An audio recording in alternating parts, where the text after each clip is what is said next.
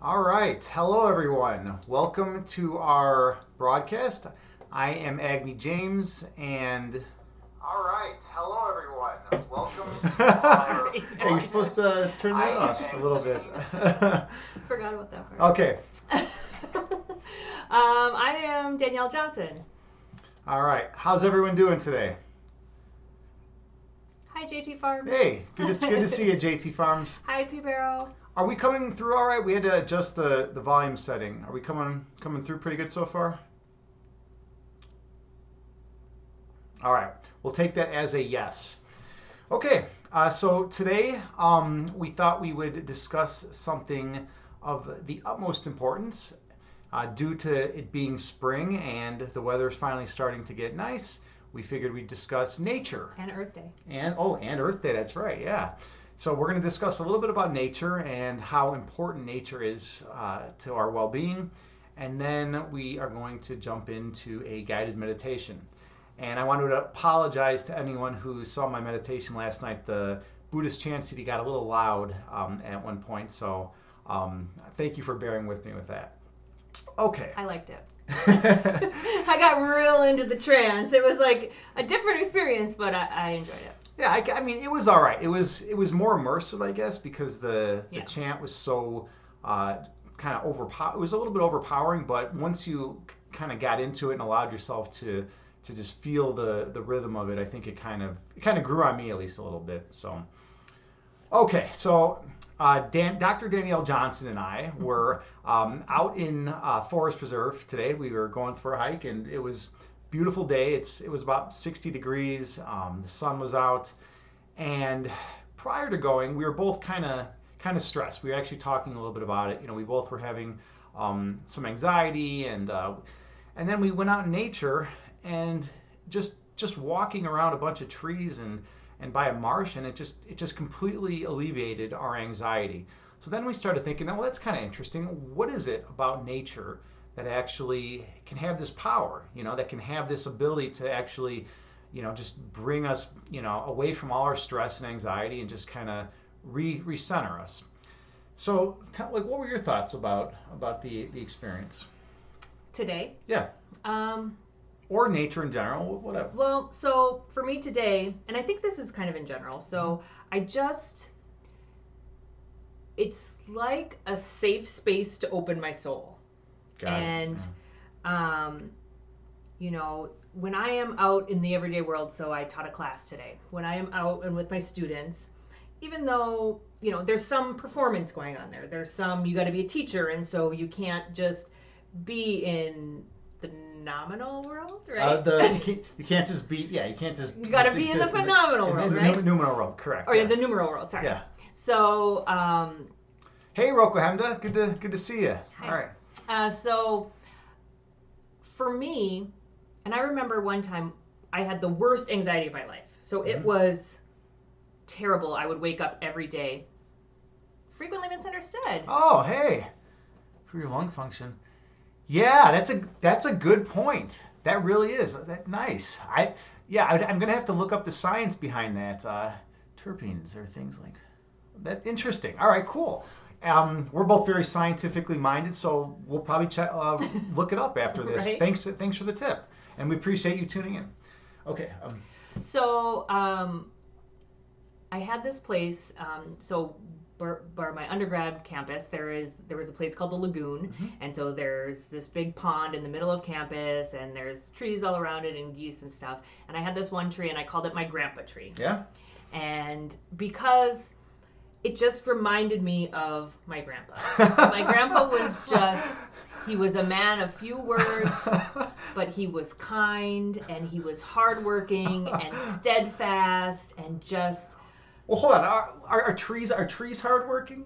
Just the essence of the tree exuded those same characteristics. Yeah, I think one could actually make an argument that trees are a little hardworking. Hey, Swiss R's here. Awesome. Hi. Hey, Swiss R. Good to see you. All right. So I called it my grandpa tree, and I had, I named all the trees different people, but that was my grandpa tree, and it had this kind of cutout in it, like not cutout, but indentation that right. You could... And it was like my spine and back just fit perfectly into the tree. Oh, so you would just like sit with your back in it? Yep. Like that? So I'd go to the lagoon and I'd sit with my back there. And on days when I just had the most anxiety in my life, I could go there and it was like my spine was connecting to the tree. Would you say it was like a grounding feeling, or? I mean, I wouldn't have then, but I think just because I didn't really know what the word grounding meant, like that's not what I would have used to describe it in the moment. Yeah. But yeah, I do. But also, it was like the tree just sucked the anxiety out of me. Really? And I could feel it kind of leaving my spine, and the visual feeling I had was that it was like being sucked down through the roots, and then like all my little anxiety was being distributed all around, you know what I mean? And so like the whole of the earth was like kind of taking that in, and to the whole of the earth, it's just a little pinprick, right? But to me, it was so much in that moment. And it was just about like releasing that anxiety and just kind of becoming, I know this sounds cliche, but becoming one with nature. One with nature. I mean, I agree with that. I definitely had that experience.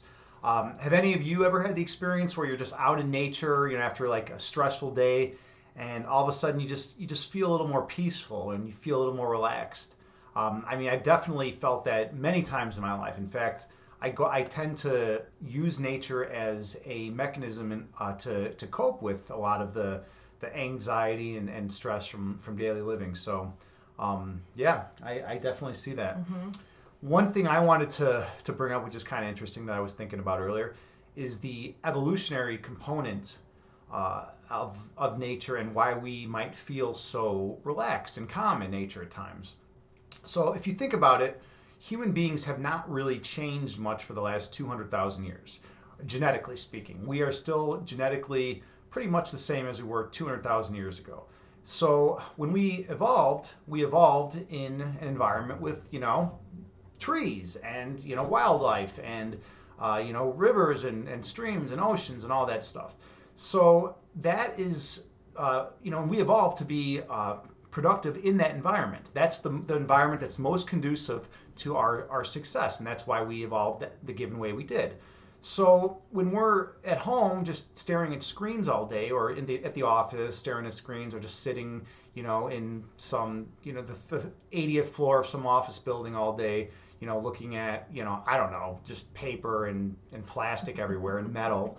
I mean, we're kind of removed away from nature, you know, from the true reality, I guess you could say.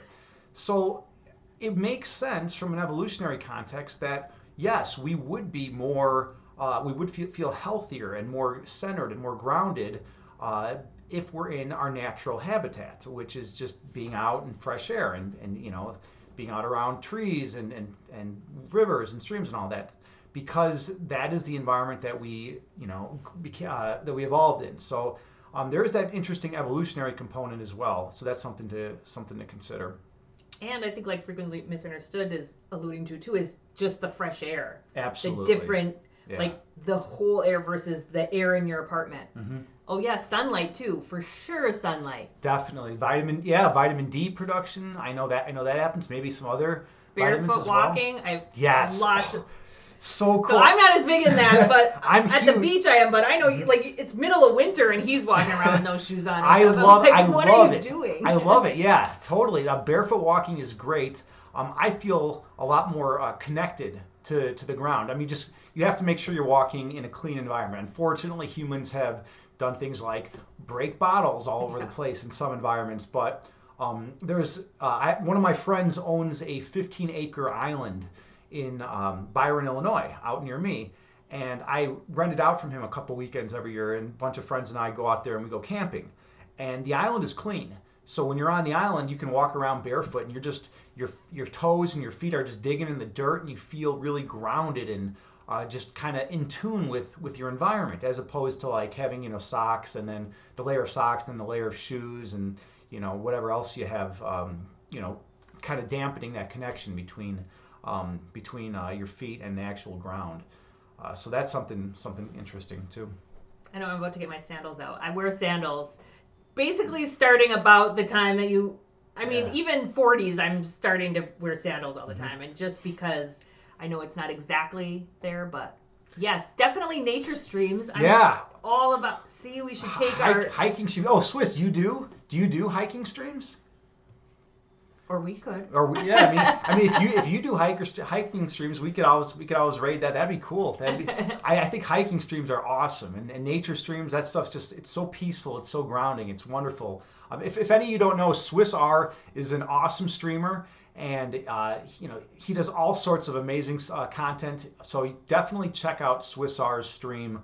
Whenever you see him on, he's a great guy. He's helped us out a lot, and we're grateful for all the hard work and his He's channel. really about connecting the community too, which is what I really love about Swiss R. Yeah, it's like, hey, meet these people. Yeah. You meet these people. You meet these people. Yeah, and yoga fitness, right?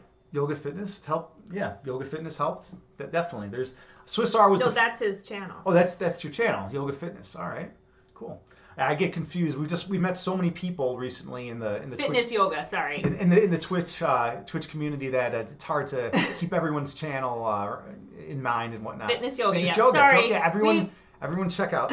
We need the bot that like puts the little shout out and puts the link to your. But yeah, everyone check out Swiss R's Fitness Yoga. It's wonderful, and you will not be disappointed.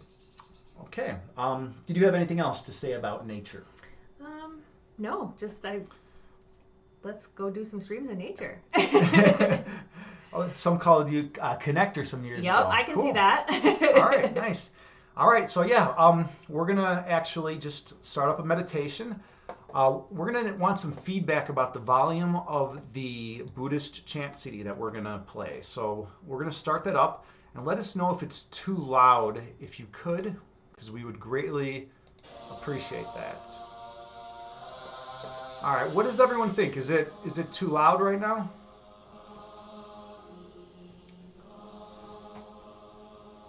I don't know what that emote means. Is it good in this context? In this context, is the volume okay? Fine. All right, perfect. Okay, awesome. All right, so you'll want to get yourself in a nice, comfortable seated position. Or you can sit in a chair, you can sit on the floor, whatever's comfortable for you.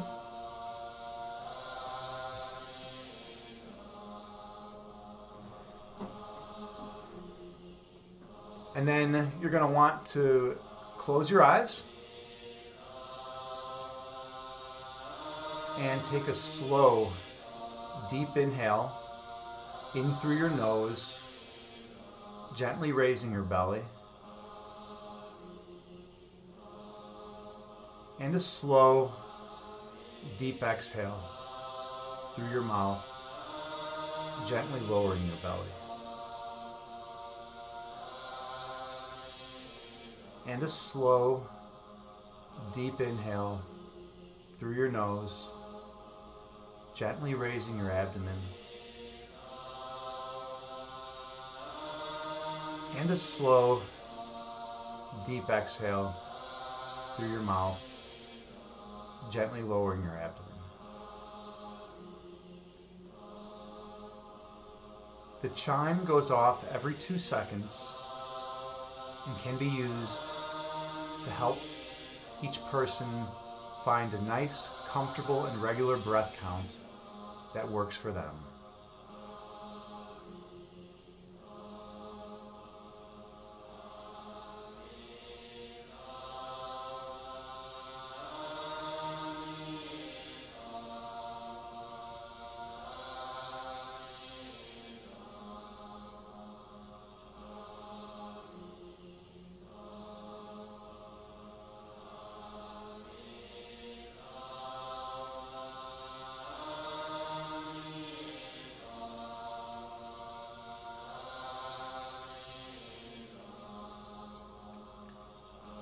As you breathe in through your nose,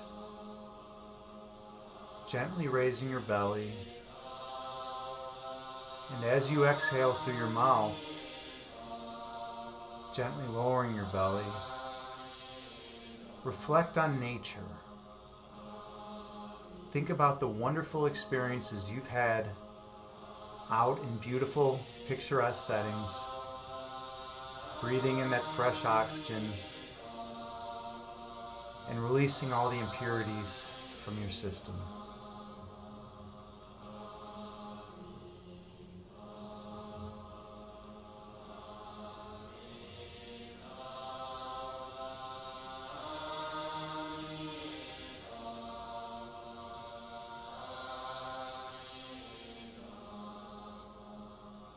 Visualize walking out into a forest with the sun beating down, the trees giving just enough shade to make it comfortable. And think about how alive you feel and how connected with your roots and grounded one can become.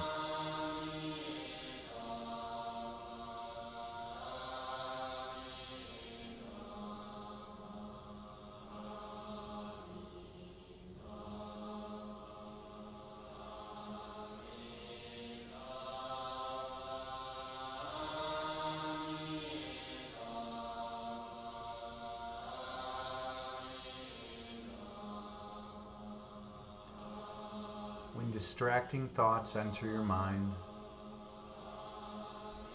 gently release them and return to the healing power of your breath.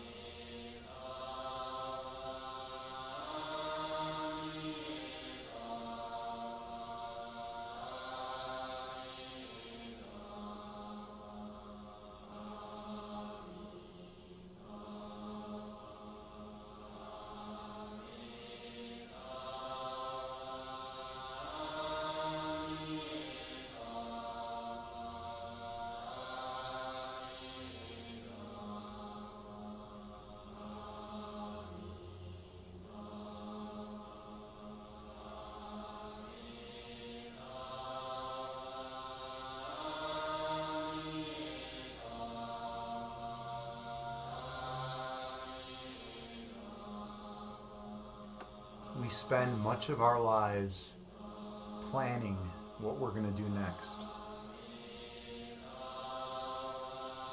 But in this meditation, we relinquish all planning thoughts and return to the state of perfect oneness.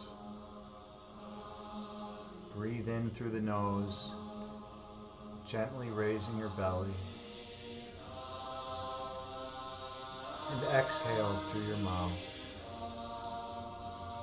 gently lowering your belly. Breathe in through your nose, gently raising your abdomen. And exhale through your mouth, gently lowering your abdomen. As you breathe in, visualize love and light flowing into your body, healing and nourishing every cell.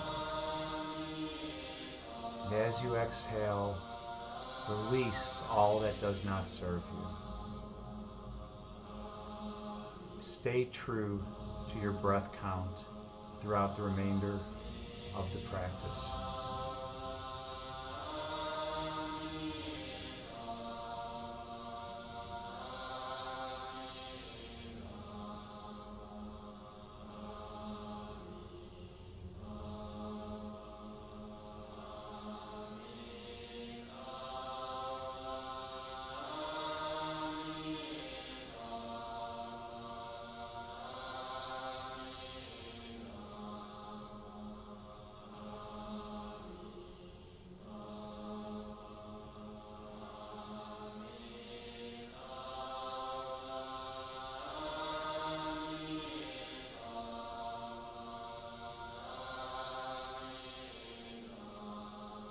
In life, when we find ourselves taking short, shallow breaths, we usually are filled with fear or anxiety, and that disrupts our natural breath pattern. When you watch a baby breathe, You see them take deep breaths through their belly, which maximizes the oxygen consumption one can bring into their system. But as we grow older, we become farther and farther removed from our natural state of being. So it's important to remember this and go back to that state of oneness. So breathe in through the nose, filling your body with oxygen, taking it in through your soul, and exhale through your mouth, releasing all that does not serve you. Breathe in through your nose, taking in beautiful love and light into your body, and exhale through your mouth all that is unhealthy.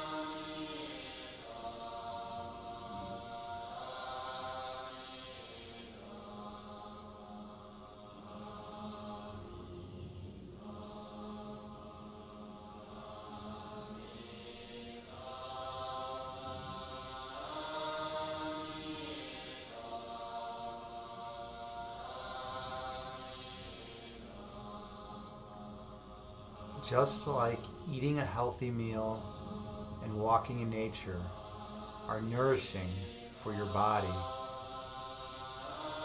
meditation is nourishing for your soul. For the part of you that is one with all of creation, for the part of you that remembers who you are beyond all the ego, beyond all the dualistic framework, the part of you that corresponds with truth. That's what meditation allows us to unlock. It allows us to remember who we truly are, not our fake selves, but our real selves, and what our true nature is. That of perfect oneness, perfect love, perfect light, and perfect peace. So be good to your body, be good to your mind, and be good to your soul. Take one final deep inhale in through the nose, the biggest breath of the day, really raising your belly. And one final exhale through your mouth, completely emptying the belly and releasing all that does not serve you. Gently open your eyes and return to the present moment, bringing with you the peace from this meditation throughout the remainder of the day. Namaste.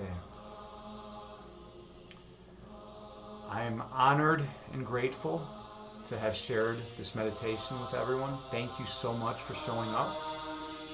If you like what you saw, please hit follow and or subscribe. We'd greatly appreciate any support you could give. Just a follow will help us get more exposure, and that would be great. And then we could help more people around the world meditate as well. Oh, Swiss and JT Farms. Yes, namaste, Swiss, and thank you so much, JT Farms. Absolutely, your support, both of you have been incredible. Your support is much appreciated. Thank you. Okay, I'm feeling good. I'm feeling refreshed after that meditation.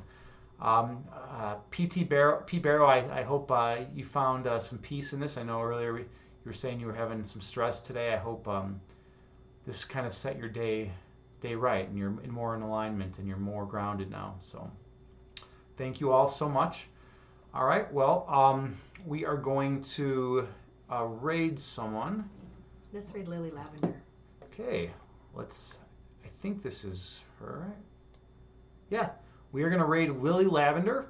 I think she's doing cooking right now, so Yeah. that'll be a fun thing to. Yeah, it's something different to raid, so I'm excited about this. She's really cool, and she has a good stream. And she does great art. Her art is amazing. I was watching her paint the other day, and it was phenomenal. Yeah, so if you're into art and whatnot, check her out and give her some support. Thank you again for sharing this space with us. This is sacred space, and we're both grateful. All right, we are going to raid, and have everyone have a wonderful day. Namaste.